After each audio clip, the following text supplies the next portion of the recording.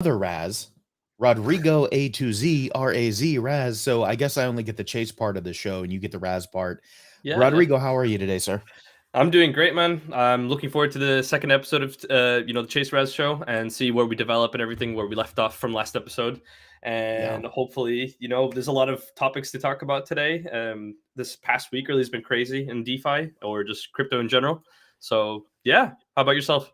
And crazy in the world as well, that so many situations with Russia and Ukraine, of course, but then going into oil prices and everything. I imagine we'll be talking to ourselves for the most part for a little bit because we're still in our soft launch. Mhm. But just to let you know, Rodrigo, where we're currently streaming at the moment, and for everybody watching uh, real time or after the fact, we're not doing any publicity on this show yet. Still testing things out. Still just trying the conversation format. We're streaming right now on YouTube on the TZO Network channel, and also over on another channel I have of Chase Raz that has not been brought into the fold yet. And I'm also testing streaming on Twitter right now. But I found that interesting that Twitter is working more and more to kind of shut down Periscope and move everything into Twitter. And admittedly, I haven't been playing with a lot of the professional Twitter tools. Have you been doing that, Rodrigo? The Twitter for professionals and Twitter Blue and all of that. Have you looked into it? I've looked into it. I wouldn't say that I've necessarily done it myself, but obviously, yeah, they have put quite a lot more into, developing that side of Twitter. I know for the Twitter Spaces, it's becoming a really big thing, and obviously trying to perfect that because when it first came out, it was quite there was a lot of, let's say, like things missing for it to actually work for, let's say, co-hosts or hosts that want to try and get interactive with the communities and everything. So it looks like little by little, the developers are adding more, to that platform. So it's looking interesting. I Yeah. just think that you and I both probably have the same response every other creator in the space has is, oh, I have to do another newsletter because it's like their main thing is have a newsletter here on Twitter. It's like, dude, does anybody even want another newsletter? I don't know. We'll have to find out. But That's still no intro here, anything like that. We're just gonna kick it off and start about what's talk about what's going on in the world. Rodrigo, I think what we had talked about prior is just jumping in with something that happened earlier in the week and talking about FTM a little bit. FTM price had markedly gone down, and I'm checking right now to see what's going on with it at the moment. But what was all the hubbub about? What did you catch on this? Yeah, so for the vast majority of it, obviously it's gone down from, a solid price about around, it was just edging around $2 at the time before the crash happened, and now we're sitting at about, as of today, $1.36. And it seems like the vast majority of that was because of a astounding update that Andre Cronje, I'm sorry if I've butchered that name, by the way, has left. He decided to leave Phantom, leave developing Phantom, better said, and basically from, I think, beginning of April, 25 decentralized applications that he's developed himself will be shut down. And obviously the community sentiment was reflected on that with the Phantom price. Yeah, so let's take a look at the 7 day. The 7 day is looking pretty brutal there from $2 down to it looks like it had gone down to 130. But yeah, I'm with you. The pronunciation of the last name, I need to know how he pronounces it. There are several different ways to pronounce it. I say Cronje as well, and I joke because it sounds like saying Kanye, like Kanye West. Yeah. But certainly not the same person. But definitely the same sporadic sort of impromptu announcement here. He had deleted, Andre had deleted his Twitter account a couple days prior to the announcement, and then his business partner came in, if I'm understanding correctly, to say, "Hey, you know what? We're going to be stepping out of not just DeFi, but crypto in general. So that means FTM, that means their DeFi protocols. Um, that how I mean, how big of a shock was that to the FTM folks, to those on Phantom? To be honest, I think sometimes it can even extend towards not just the Phantom community, but blockchain development in general, because I think it shows how frequently, or not how frequently, but more how much we kind of need to hold on to these high valued DeFi developers and everything else. Let's say, for example, tomorrow in Zilliqa we lose Ollie, or we lose someone such as Adam with Carbon Labs. That could be a bit of a shockwave itself. Obviously, each community has a different type of sentiment for each developer, but it kind of shows to an extent. Yes, we're decentralized, but we still need developers to start off in a centralized situation and then build more founding blocks for the community. Now, with that Yeah. said, Andre Cronje, he did leave. Obviously, this is all through open source development, so you are able to fork his projects, and you are able to, maintain these projects that he's made previously, solidly, Yearn Finance, etc. So the question is, though, I'm is just closing down my tabs of double checking my pronunciation of it. If you see what I'm doing over here, yeah. because I don't know which pronunciation he uses. But I'm sorry to interrupt your thought there. Go ahead. No, you're okay. Honestly, I get confused as well. I know he's South African, but it could be Cronje, Crunch, something like that. I'm gonna stick with Cronje just in case. Just in case, yeah. Yeah. But yeah, no. The question is obviously, you know, him leaving at least 25 plus decentralized applications. Who does that leave to fork these projects, to maintain these projects, to keep on developing these projects? And who do we trust? Just because someone forks a project doesn't mean we actually should be interacting to those smart contracts. So what happens there? And obviously, as I said previously, that's why Phantom's been crashing to an extent. I know some people, there's some chart maxis and whatever else that say that doesn't get reflected by news doesn't reflect the price. Obviously, to an extent it does, I would say so, but at the same time, Phantom is still Phantom. It still has a huge foundation. It still has huge incentives for developers to come in Yeah. and build projects. So I'm just surprised to see that just one or two developers have such a huge shockwave to sentiment, I guess. What do you think about that? So I think it is a little bit bigger than what we might experience on some chains, because he was such a central figure to Hmm. creating and promoting the blockchain itself, not just the DeFi applications on it. So I think that factors into it to some degree. And of course, we talked in the first episode when we soft launched that we have a lot to say about Zilliqa often, even though we're not necessarily a Zilliqa show or even a dedicated crypto show. But every time I come to the Phantom website, I always see a little bit of the inspiration that Zilliqa used for their own. I see that nice, sleek design and the menu system. It makes me think where some of that what of that innovative thought must have come from. But when we're taking a look at the stuff you're mentioning, right? When we're looking at the ecosystem and developers, there doesn't seem to be some type of market, change in anything going on here. Hmm. It's just that Andre and his business partner decided that's it. We're out of crypto.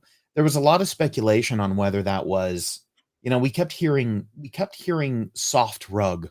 All right, we're being rugged. Phantom FTM is being rugged, and I don't know.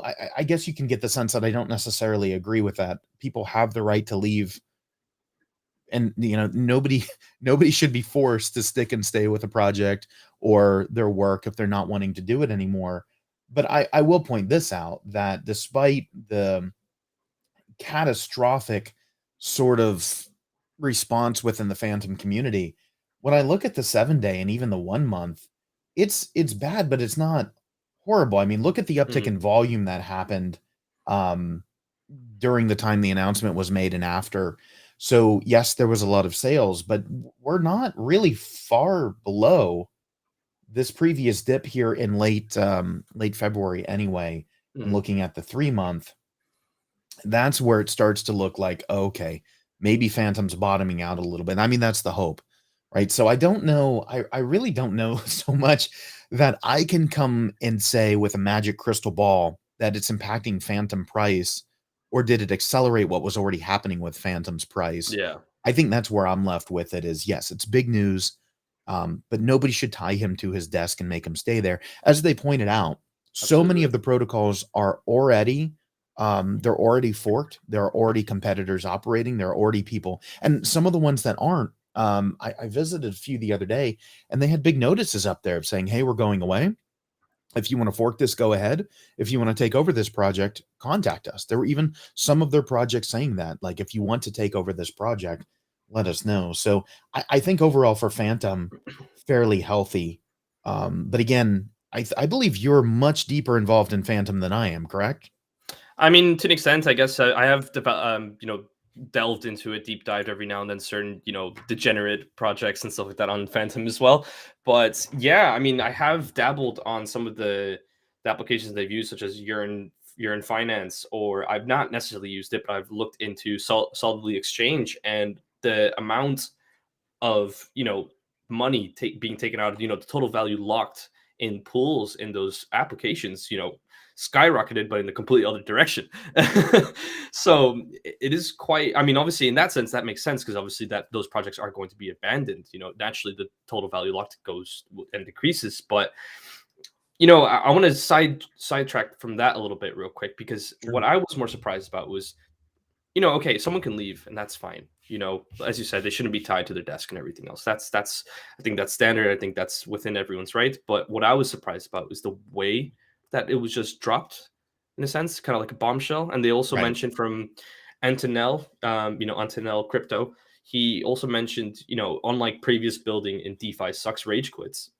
He mentioned that it's not a knee jerk reaction to the hate received from leasing a project, but a decision that has been coming for a while. So this has been between him and Andre for who knows how long at this point. It seems like they've been planning on leaving crypto for a bit, and they only just recently launched a project such as Solidly.exchange that genuinely only came out of what, a month, 2 months ago, Yeah, roughly. that's not very old, and so the question becomes, how long in advance did they kind of have a sense they were doing this before releasing that anyway? How much of a catalyst was that for it? And I think it speaks to a larger issue that when we're looking at crypto, just like with the larger world, right? When you would get into stocks or metals or commodities, there's a stock or metal or commodities group, and you Mm, really kind of network with it. You get involved with maybe your local folks who, and I'm talking at a professional level. You get involved with them. This is your day job, right? You're hired by so and so company to do it, or you found a fund to do it, and you start getting connected and networked in with these groups. Well, in crypto, just like we've seen with stocks and all of these other things, we have this massive democratization where individuals who maybe only have $1,000 of net wealth, mm. or even they have negative net wealth, but they have $1,000 of cash, right?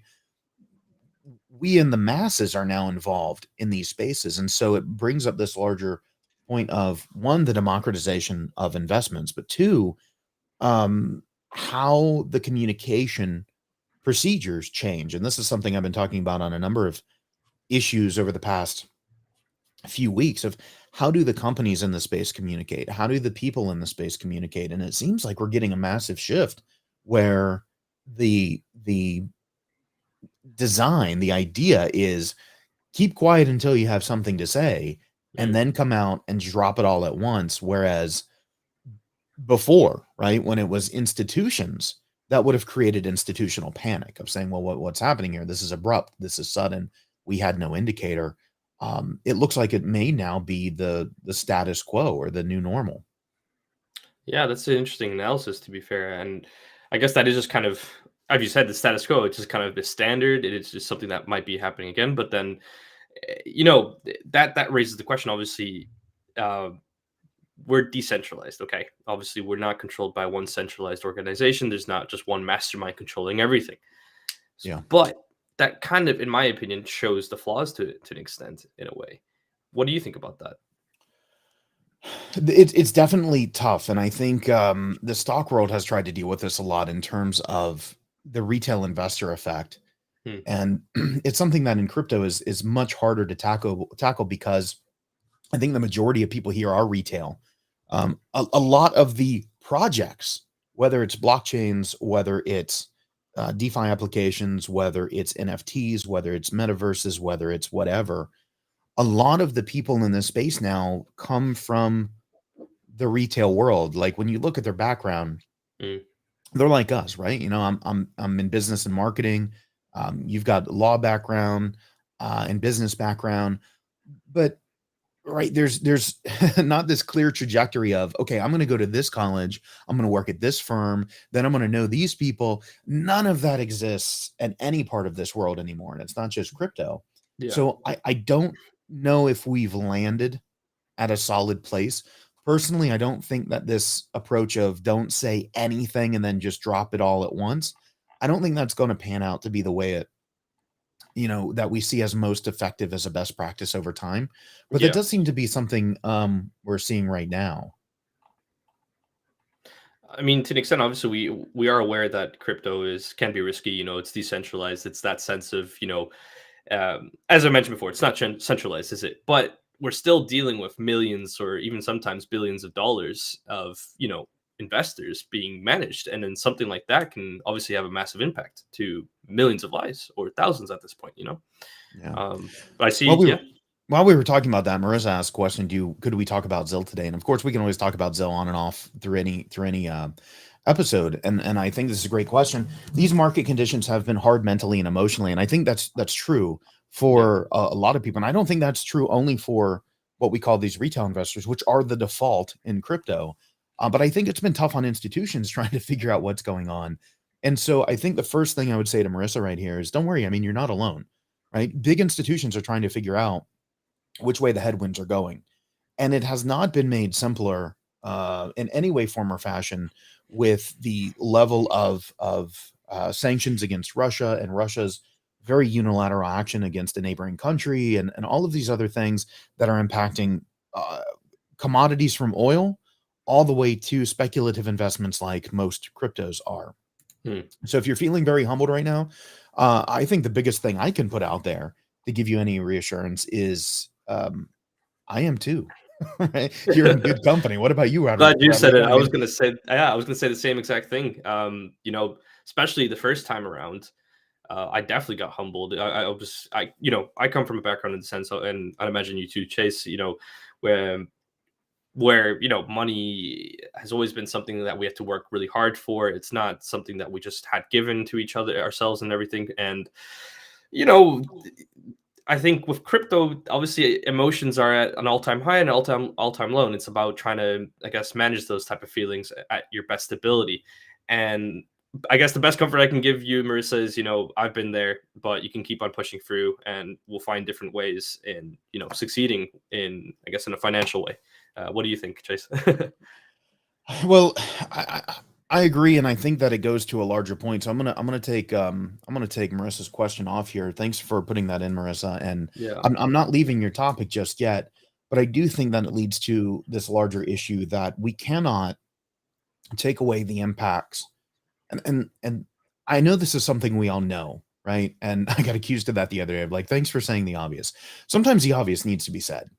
And I think we all know that we can't separate the crypto markets from other markets in general. We don't stand in a vacuum. There's no isolating bubble between us and them, especially in this day and age, right? So what's happening with commodities right now is going to impact crypto. What's happening with metals because of commodities is going to impact the stock market and all this whole interconnected thing. So I think trying to see the world and figure out a picture of what's going on, not to turn this into too much of a financial theme, but that's a real challenge that a lot of us have right now because the variables, like human beings, are only good at managing about what two, three, four variables at a time, Mm. and that's if we're at peak, right? That's if we're fresh. We've had our coffee, we've had our as Green Pill we talked about in the first episode, advocating those cold showers. We've had our cold shower, our brown fat's activated, and we've had our coffee, right? And we're at peak. We can handle maybe three or four variables at a time. And we're looking at a world where you've got the Russia-Ukraine conflict, the resulting oil price situation, especially for Europe surrounding that. You've got the questions involving where the world's wheat and other grain and other cereals are going to come from, considering Ukraine's production of those for uh, really for Asia and for Eastern Europe as well, some into Western Europe.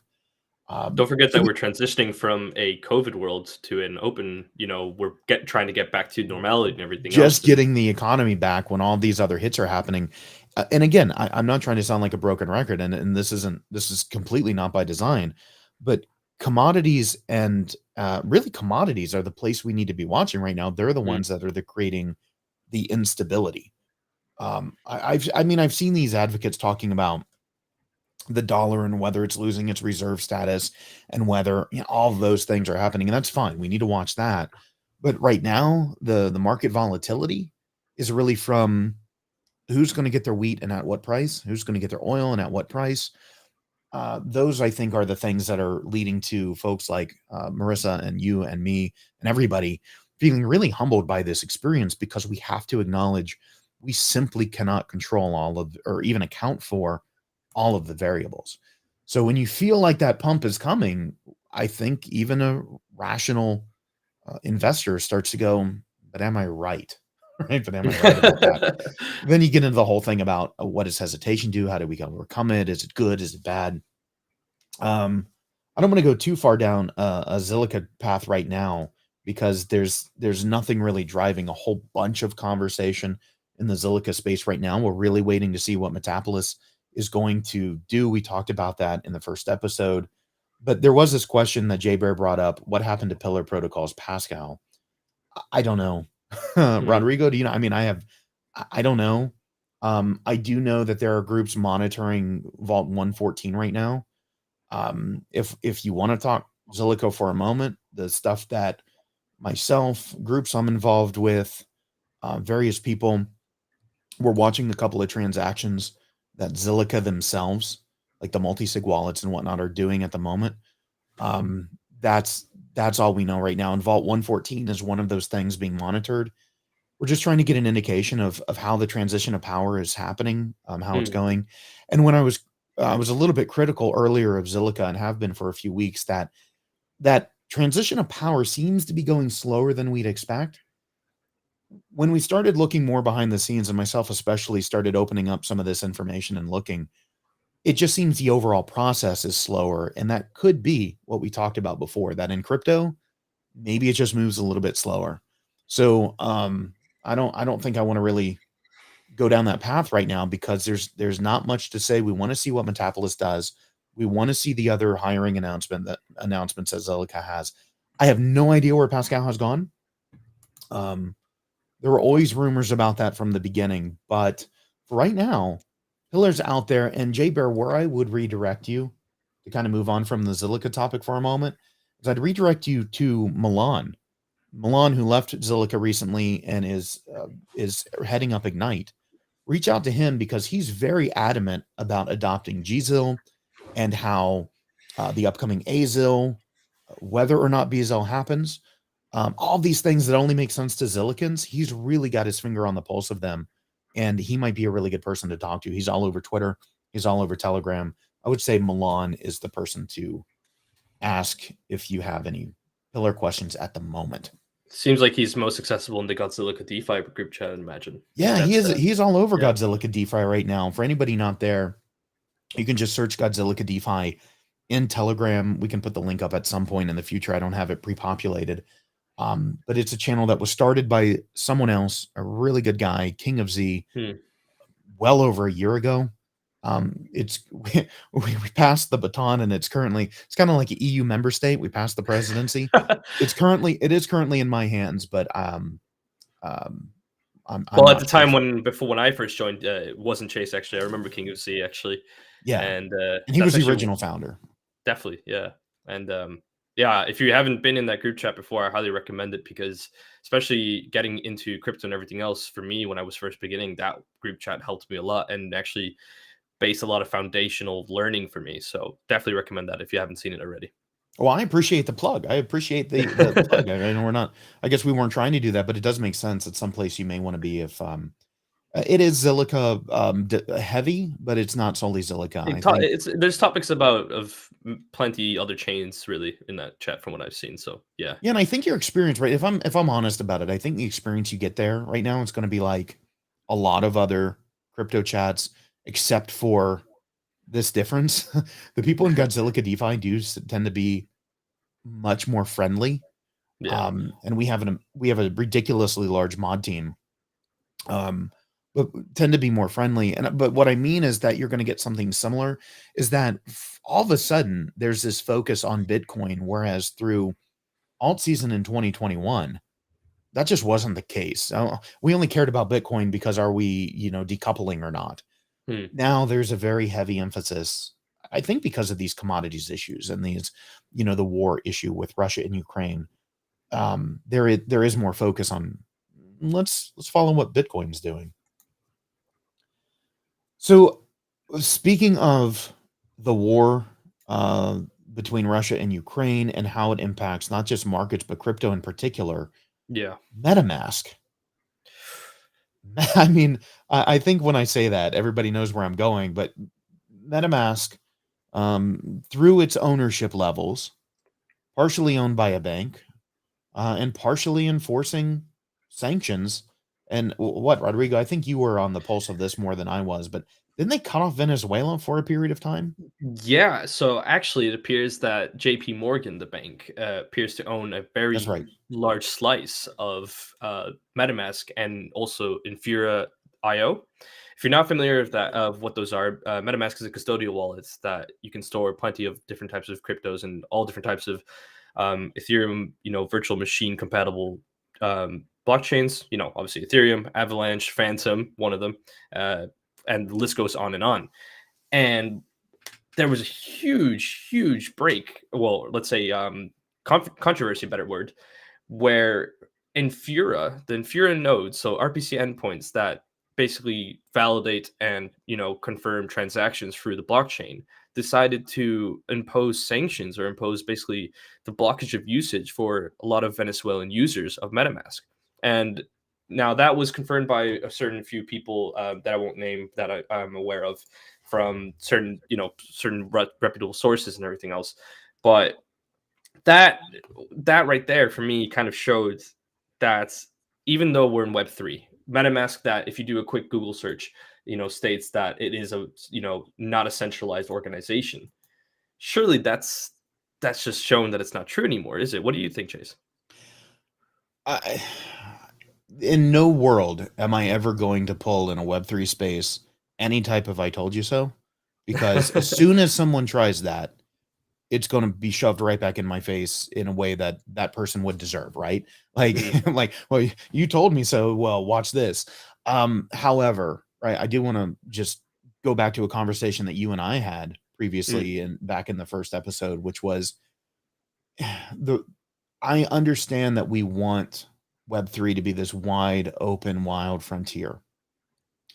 But the way I've changed my language between last week and this week to communicate it is there is a reason why most frontiers are tamed. Let's forget whether we agree with that reason or not. Mm. It doesn't matter, right? Nobody needs to blast me for this, and I don't need to blast anybody else for it. It doesn't matter whether we think it should or should not be tamed. Or the signals and the signs and the writing on the wall, so to speak, are there that crypto is on the path of being tamed to some degree. We have corporate ownership that is, and look, we're talking about. I'm pretty sure. I'm not even going to bother looking at a statistic. MetaMask is still got to be the number one wallet in crypto. Has to be, right? Yeah, Um, I, I mean, I think I'm with you there. now There's I want no to look it up contest. just to make sure I'm not talking out of my ass. But it's got to be. It's got to be. It's everywhere. But at the same time, you know, the writing's on the wall, and enough people who are involved with enough DeFi protocols, decentralized exchanges, and others have spoken up and said, like, look, we're not immune to sanctions. Even though we're not centralized, there are ways and things to go about, and this is one of the key cases. Well, You're that's going what to I have to mean. go to another wallet in this case if you get cut off, and that's fine. It's not blocking you from doing it. The blockchain can't cut you off, but your wallet can. Your decentralized exchange can geofence. And I think that's the part people forget. What's a decentralized exchange? Okay, then you're going to have to VPN to a remote location and back into the API in order to work out from a particular location, because there's still a Web 2 front end that the rest of us rely on.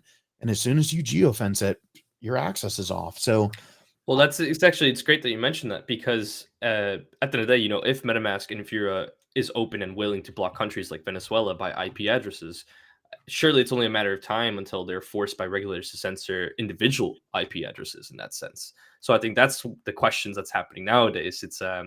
ooh, that's It's yeah, get that's that's we the things where I'm a bit more concerned about, and not to put the talk little about quick plug. escalation, right? Yeah, exactly. And it appeared obviously, I'm speaking about MetaMask and Infura. It appeared obviously with MetaMask, when you create a MetaMask account, your wallet automatically gets connected to an Infura node, and if you're a Ethereum node or whatever else blockchain it may be. Yeah.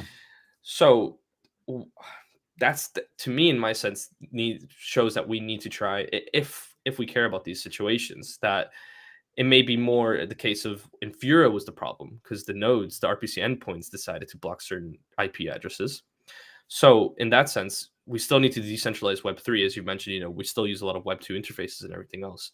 And for me personally, I've got the a commodity and everything else that I've got a strong node, and I've connected my strong node RPC endpoint to my MetaMask wallet instead of using Infura RPC endpoint. So if I go to Venezuela, I won't be blocked myself. Little hints, tricks and tips there.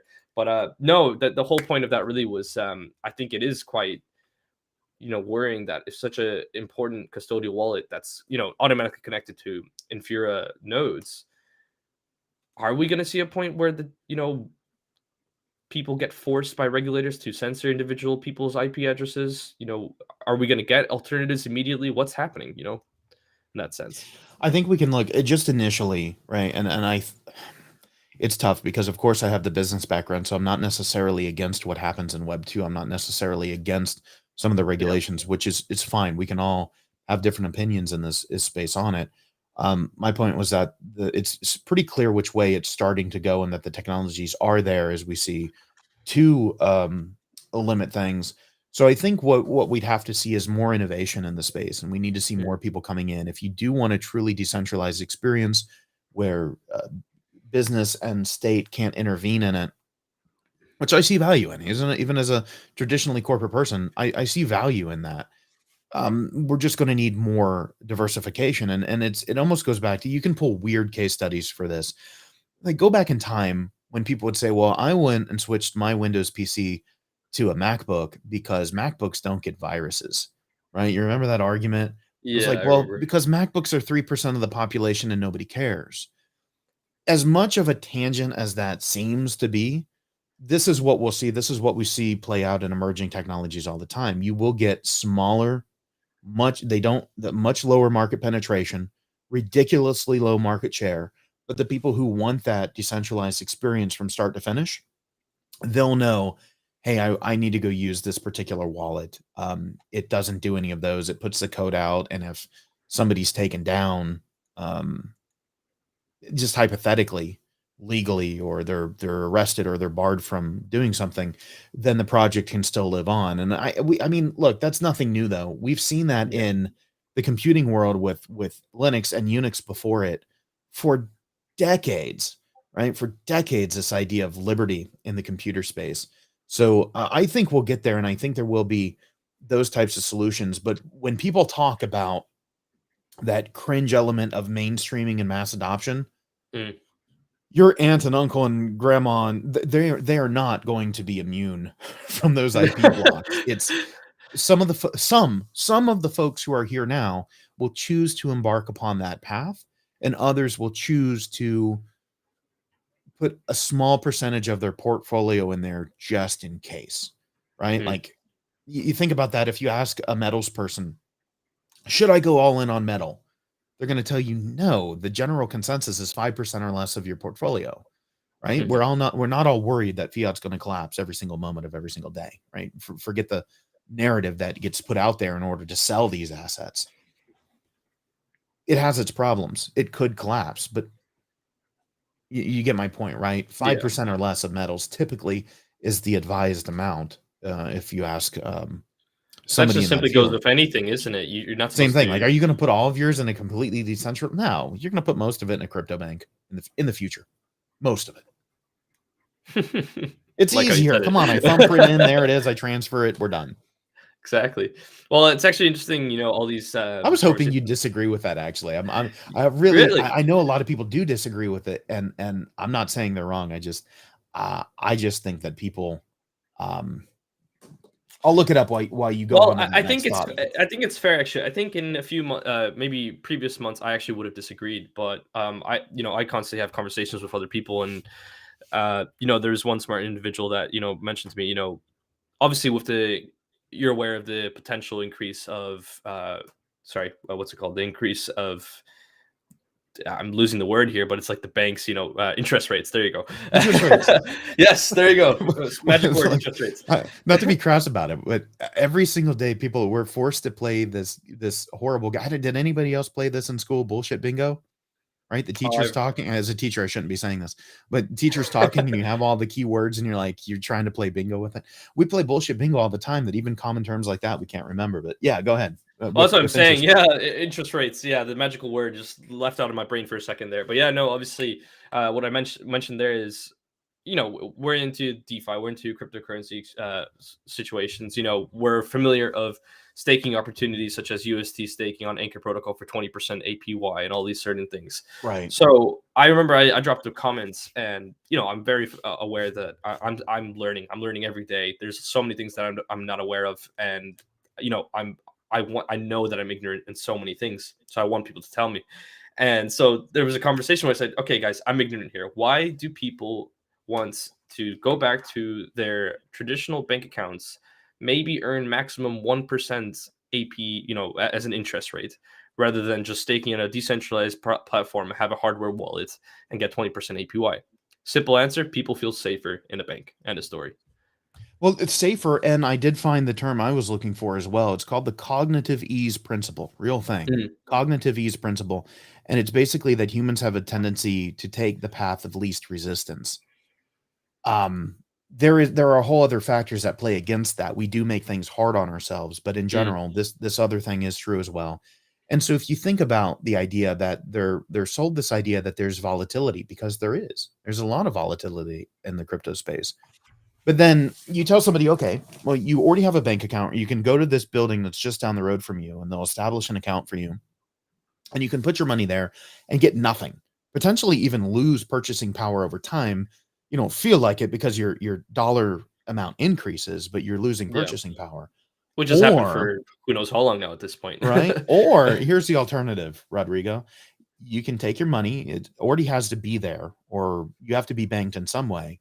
Then you're Mm, going to use your card to put it on a centralized exchange. Then you're going to have to make a value proposition of whether you prefer to stay in a centralized exchange or whether you want to explore decentralized.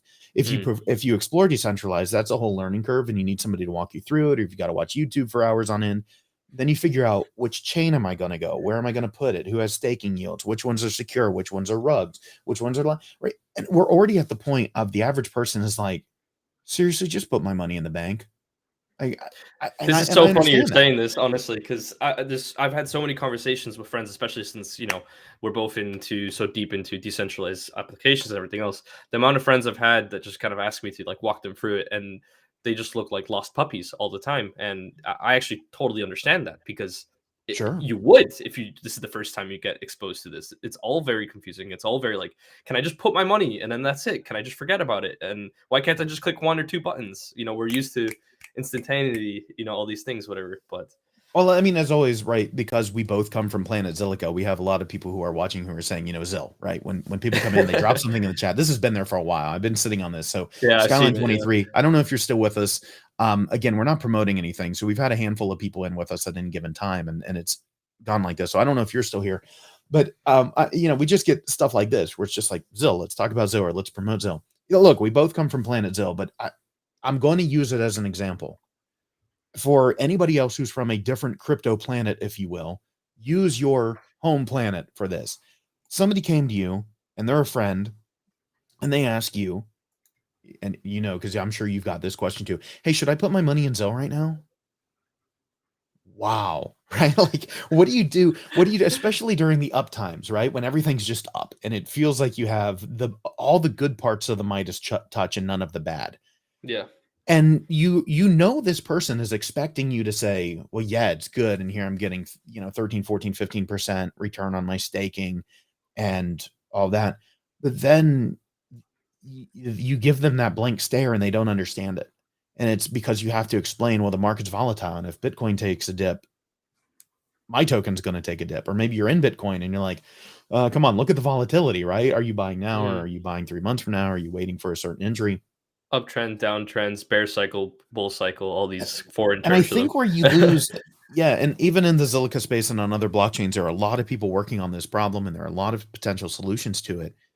But when you tell somebody, not your keys, not your coin, and that if you lose your key, you're never recovering it, I think that scares a good number of people away.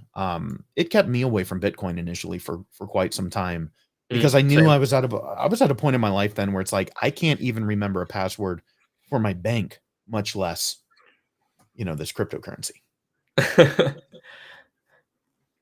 I sympathize for that for sure because I know how that feels, I'm especially not that not. way anymore. If it makes anybody feel better, I'm not that way anymore. But I went through that. That was called grad school for me. I was like, I cannot commit to keep this. Mm, So I don't know. The idea that people are going to be scared off because MetaMask can shut off. I think the average person, right? If we're really, really true to ourselves, the average person out there in the world that we know, our friends, our family, and you tell them, hey, this wallet that can be used with decentralized blockchains cut off access to Venezuela in a sanction. I think they're going to be like, yeah, and so, right? Like, they won't care. I sometimes when we're passionate about something, we think people care much more than they really do about the thing we care about. Mm, And that's the trouble of it is I do think DeFi will continue in adoption. I do think Web3 decentralization, that whole view, we've got a lot more work to do in that space. And I think we're going to go very good places with it. But again, to assume that, my friend that I went to high school with cares about it to the same degree I do. Nah, I think about most of my high school friends, they care about the number in their bank account. They don't, mm. right? They care about the purchasing power. I don't know Well, if that's going to go up or down though. I mean, I'm over well, the here. question Sorry. is, yeah, no, it's okay. I think at the end of the day is, we're talking about DeFi, we're talking about, people just transitioning and all the complications of even going from getting into crypto, getting to centralized exchange, getting into decentralized exchange, and learning the who's and hows and which blockchain. To be honest, it all really narrows down on the products, on the innovation, on the quality products, not just products going left, right, and center. We're aware, especially in DeFi, especially if you're in the DeFi space or bubble, let's call it. Right. One season it's meme season, then it's DAO season, then it's node season, then it's this season. It's a lot of these things happen, and it's very much a bubble that's about to get bursted, in my opinion. And you got to really shift through all of this malarkey and find the quality, innovative spaces and projects and teams to make it worthwhile in that sense. So by bursting that bubble, are you saying that you think that the sort of those cycles are going to go away and it'll normalize, or are you saying that the cycles will continue and you just have to tune it out? Which way are you going with that? It's more in the sense of, okay, I'll give it in this sense. Let's say node season's happening right now. Okay. There's certain projects that are legitimate teams with an immense amount of experience, quality, and actual end products. Other ones are using it as a buzzword, marketing terms, and everything Right. else. And you got to really shift Yeah. through the proper real projects. And that's what I'm talking about. There's a lot of, I don't know how to put it so Yes. eloquently, but yeah, No, it is in any single emerging technology, you get that, right? Like I yeah. remember Even in NFTs, look at NFTs right now. They're just a bunch of garbage, but there's still working that with a group 1%. of innovators at one point. I remember walking them through and a quick way, I really do think a quick way to help people get that concept in such a way that, because we all know it, right? We all Mhm. know it, but I don't think we're sure what to do with it. And what helped for me was being told this, and so I tell other people this. Think about when the web was new, and one of the first waves was just general pop culture stuff, Yeah. and that was great. Everybody's just clamoring. But then, if you look at the numbers, then it became porn. And if you think back to the early to mid '90s, the number of people who were trying to create porn, we hadn't seen anything like that again until sort of these cam sites started coming back up and people started monetizing with OnlyFans and these various other things. I was about to So it mention was, that. pop culture, then it was porn, then it was blogging. Like simply blogging became everybody wanted a blog because people were monetizing them and it became the thing. And I can keep going with this, but everybody gets the point at this particular part of the story that the masses, if you will, of people who are trying to adopt something, they run from thing to thing to thing to thing.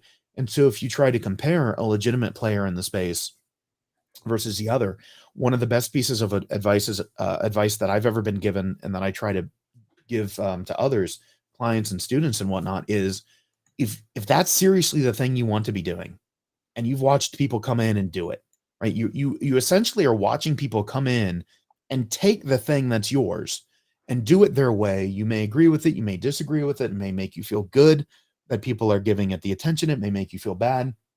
And I'm taking this at length so that some of us hear that about crypto and go, I feel that way about crypto, right? Mhm. The best advice that's ever been given to me is if it really is your thing, just keep doing it. All of that Mhm. fluff, all of those people who are just there for the buck, all of those people who, right? They will disappear and they'll go run after the next thing. Yeah, Um, absolutely. and I can say that with certainty because that's exactly how every technology has played out since the Industrial Revolution. Every single one. Yeah. So you can't fault people for doing that, but then the question becomes, what do we do when massive players begin to do that? Right? We talked about Andrei Krone leaving FTM, the Russia-Ukraine war creating a lot of Bitcoin speculation, but then we have something to look forward to over here in the United States this week, which is the executive order that we're expecting. I just checked. I don't think it has. There's supposedly people I mentioning think that there they might. just signed it today, didn't they?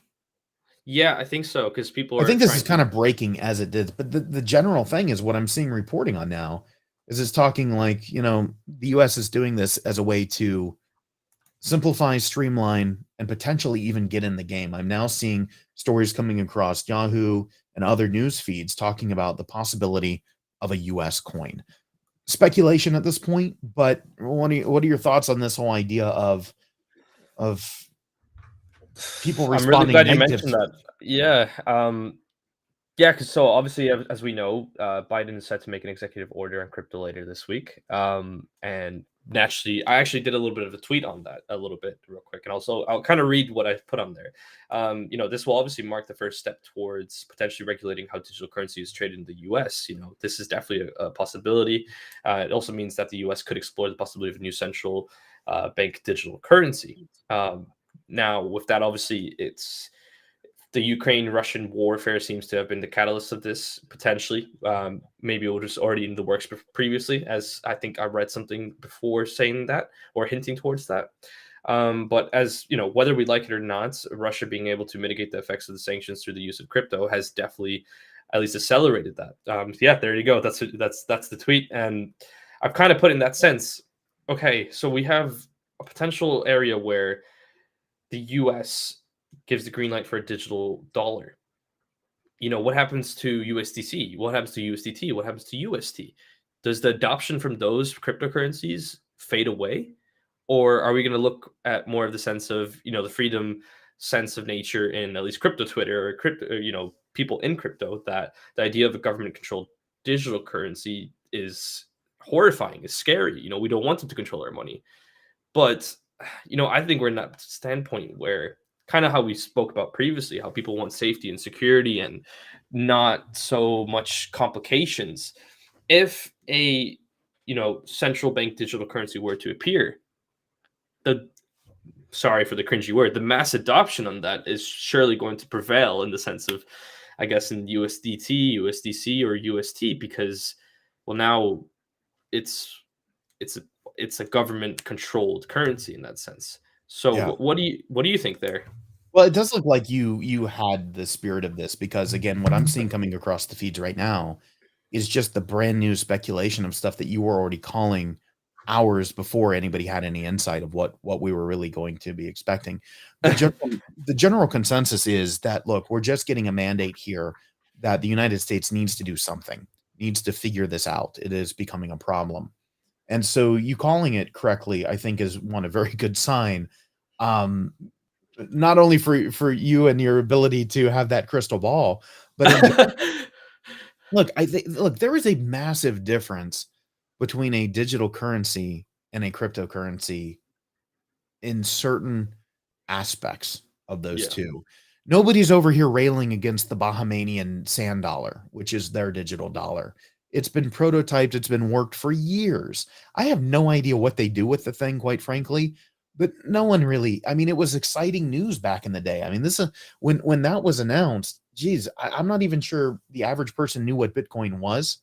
Mm. So to look at this and say that the United States would create a digital currency, and all of the talk in the crypto space about the concern about these digital, I, tangibly, there is uh, there is a fundamental difference, right? There's a fundamental difference between the two, and I don't think that the play would be necessarily negative.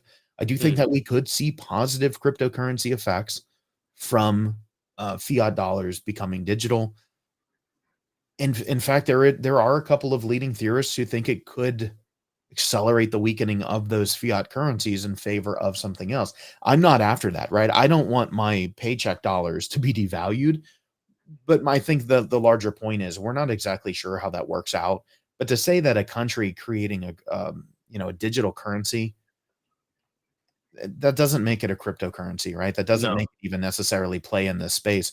You may still have to then go to a centralized exchange and then it's not like you're going to be trading, Zilliqa or FTM for, you're still probably going to have an intermediary at least for the foreseeable future. That's what I was presuming as well at the beginning. That's kind of more in the sense of why I kind of led that question, do these stables crumble? What do people think in that sense? And I'm kind of glad you mentioned that because that's kind of what I was thinking as well. Yes, the digital dollar may become a thing, but it's still very much being the point where we deposit that into the centralized exchanges. Do you really see centralized exchanges making pairs with the digital dollar at this point? And at least in the very short term, I don't see it. I mean, I'm sure somebody's going to want to, right? Somebody's going to want that ability because then they can say, hey, you can just take your digital dollars right here. They transfer right over, but it's still a completely different system. And I think Mm, one of the big arguments is that it's not decentralized and it's the country essentially creating their own private blockchain, their permissioned blockchain. There's so much value judgment in that though, that I don't know if we've really had time to determine, does that threaten anything that's happening yeah. on decentralized blockchains? I mean, come on, take a look at the number of negative sentiments going around about FTM and their lack of full decentralization. We've heard that in the Zilliqa space before. We've, of course, seen that on Binance Smart Chain. A lot of these chains aren't fully decentralized. I mean, And I don't think it's I think it's a fair comment to say that realistically 99% of projects and everything else isn't decentralized. right. Realistically, it's a centralized organization dealt in a decentralized way. I think I've mentioned that with you in some messages towards with you, and that's something that I don't think the vast majority of DeFi or crypto, the crypto space realize is, sure, there are some smart contracts that actually are just dealt in a decentralized way. It's voted through a DAO and everything else, and that's that. But okay, I would say those are blockchain, kind of the rarity in the space. exactly. And then even then, is it actually quite, you know, adopted as much as compared to other things? Probably not. I think Yeah. that's the truth of it. So yes, things are decentralized. It's easy to preach decentralization, but implementing it throughout the business is a completely different thing.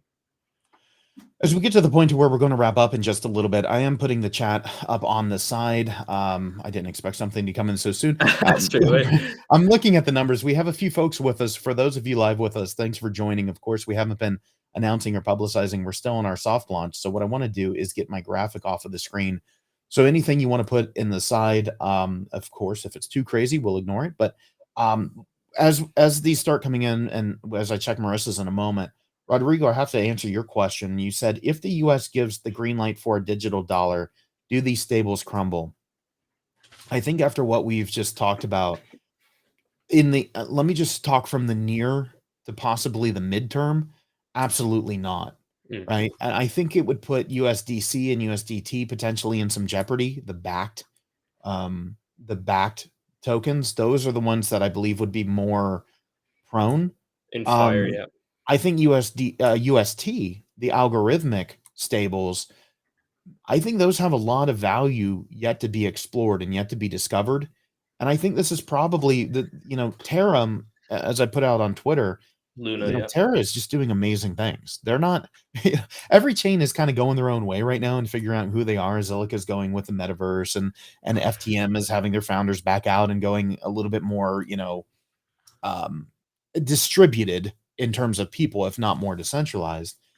I think Terra and what they're doing is definitely one of the things getting on the American radar, I especially since they're absolutely. they're legally operating, and Do Kwon has been very clear about, "I'm sorry, I'm not American, and your jurisdiction doesn't impact me." I mean, that's what I love. I'll be honest. I know some people. I think he's very much like Marmite. I'm not sure if Marmite exists in the U.S. if I remember, but I'd say Do Kwon is Marmite. You either hate him or you love him, and I'm one of them that loves him. Uh, he's master of stablecoin, rightfully so, and I think there's some pure, beautiful, you know, mathematicians in the in the background for UST, as you said, stablecoin, algorithmic stablecoin, most importantly, and that's literally because of the tokenomics of Luna and its deflationary system reflects, and Yeah. it's now all-time high hit today. Oh, yeah. That's one we didn't even get to, and hopefully that'll keep developing over the next week or so, because I wanna see what happens there. I will say this, since we didn't talk about that, there was just so much, and for anyone who's curious, by the way, Marissa, thank you so much for the kind feedback. I hope you can Yeah, join us likewise. next week, Wednesday at 1 PM as well. Hope everything is good and that you're good and comfortable and confident in what you're doing because we're all feeling it. Everybody is. But I will say this, Rodrigo, Anchor, when you talked about the reaching Luna heading towards all-time high, Anchor on the Terra Mm, network just overtook Aave and is now the largest lending DeFi protocol out there. I mean, watching Terra go from a relative nothing chain that people were, what's this weird algorithmic pair with Luna and UST? What's this whole thing going on? To where they're at now. mm. As I mentioned, most chains are going their own way and figuring out who they are. And kind of, I think we're in our preteen years in crypto. Everybody trying to figure out what their hairstyle should be and who they hang out with. Puberty pains and everything.